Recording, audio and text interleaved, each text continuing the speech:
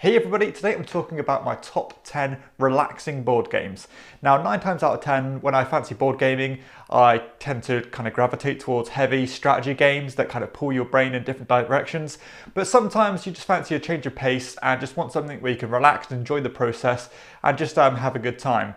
So these are 10 games that I feel that way about, ones that I don't necessarily care about winning and just enjoy the process. I found that these games generally have kind of a puzzly kind of aspect to them because I find that side of gaming quite relaxing. So let's get started. So at number 10, I have Sagrada. Now, Sagrada is a game that received a lot of hype when it came out, got a lot of praise. It's basically it's a dice drafting and a puzzly game where you are drafting these dice and placing them on your little board in order to make different patterns. The game almost has this Sudoku kind of feel to it, as you can't kind of place any of the same numbers or colours directly next to each other. And you get bonuses for such as having like no duplicate numbers in the same row or column, or no duplicate colours, or only having certain numbers in certain spaces. It's a really therapeutic game and it's just a really nice flow to it. The only reason it doesn't come higher on the list is because the dice drafting in it can be quite cutthroat. So if you particularly need a certain die that's in the pool, and someone grabs it just before you can take it, it can be quite frustrating at times. But other than that, it's so relaxing and fun to play.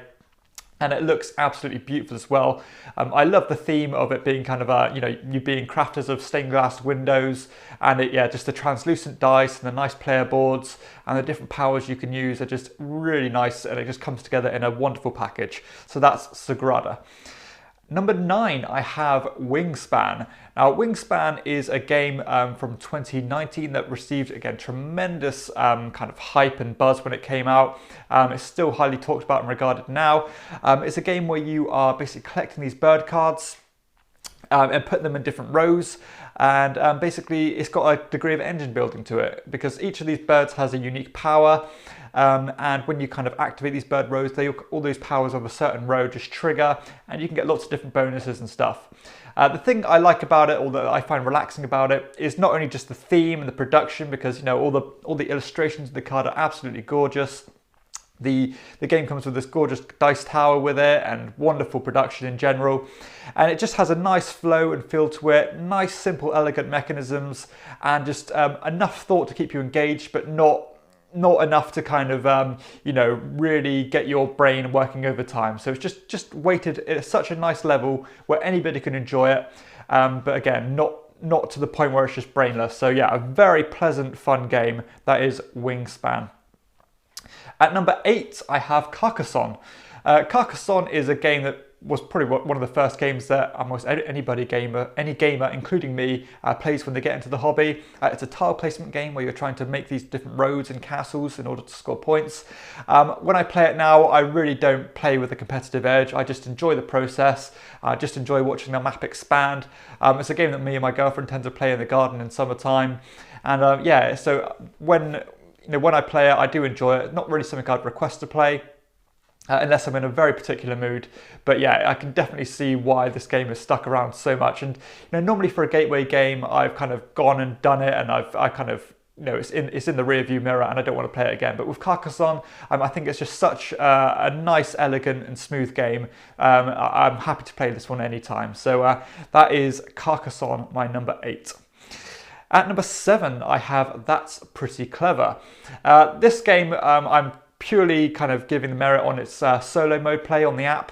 I find this game extremely relaxing to play. It very much reminds me of just sitting and doing like a crossword book or some kind of puzzle like that.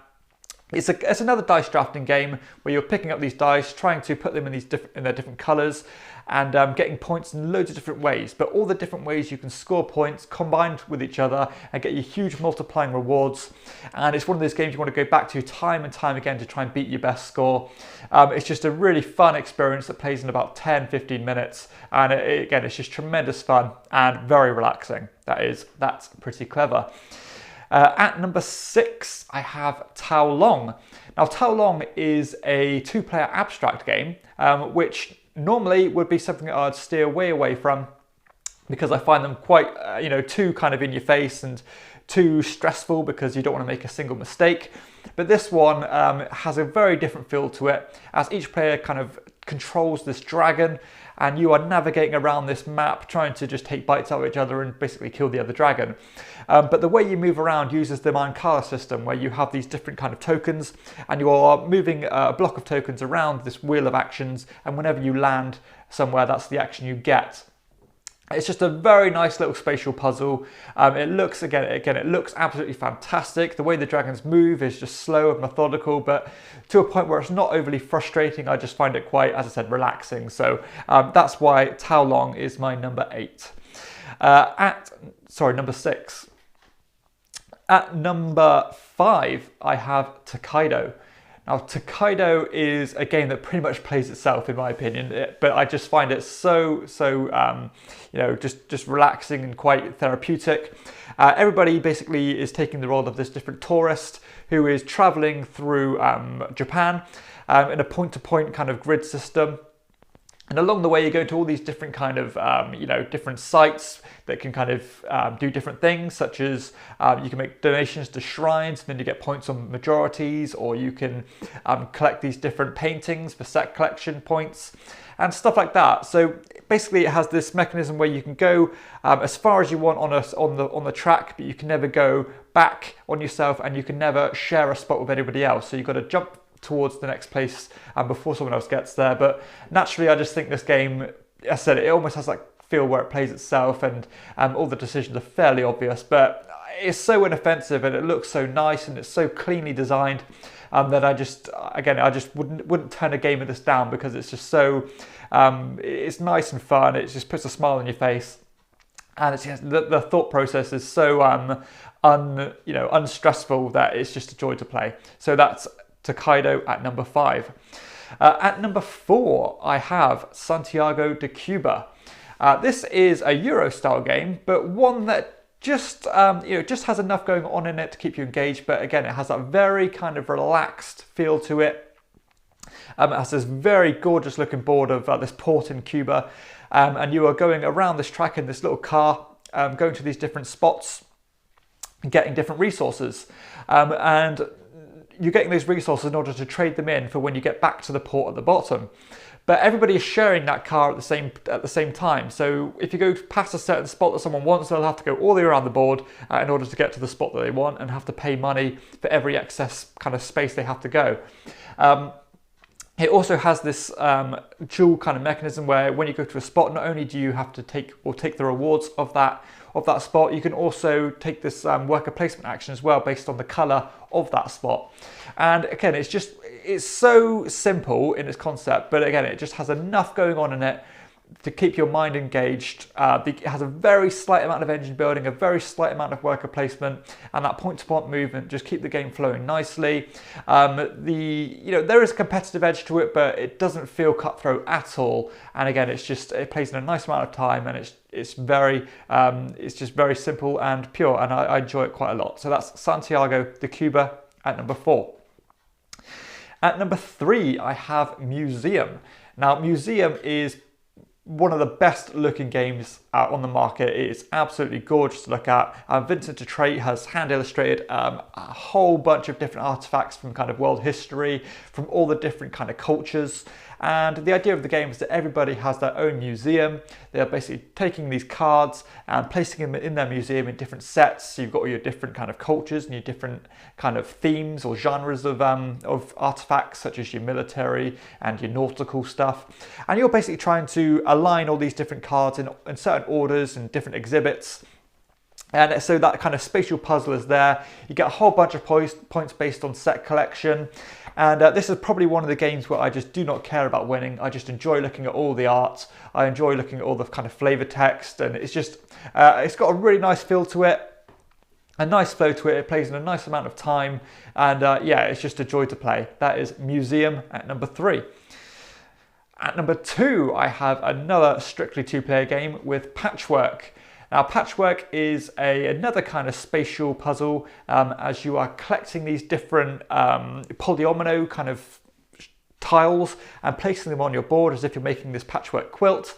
You're trying to fill up as many spaces as possible, because any kind of empty space at the end of the game is going to score you negative points.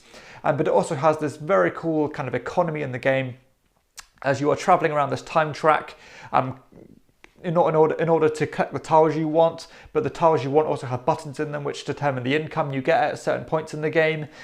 So there's different things to think about, but that spatial puzzle in itself I just find engaging and simple and fun, and I just enjoy doing it at my own pace and not really worry too much about what my opponent does.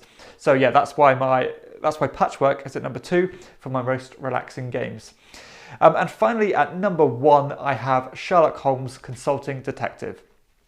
Now, this game is, it's almost not a board game in a way. It's more of like an activity. The premise of the game is that you are taking the role of a detective, trying to solve kind of a murder mystery or some kind of mystery. And you do that by reading a blurb of text, and then you get given a telephone directory and a book. And then you're basically speaking to all these different people in London, trying to piece the different stories together, trying to find out who's done the murder or the crime, trying to find out who's giving each other alibis and stuff like that. So fun, so thematic, and it's just a nice game just to sit back, get a takeaway, get a few friends around and just enjoy the process of solving the mystery. Do it in your own time, not worrying about how long it takes or anything like that. I just do kind of lose myself in this one. I don't find myself clock watching or anything like that, because I just enjoy the process, and again, I just find it relaxing and something I can just sink my teeth into and enjoy. So number 1 is Sherlock Holmes Consulting Detective.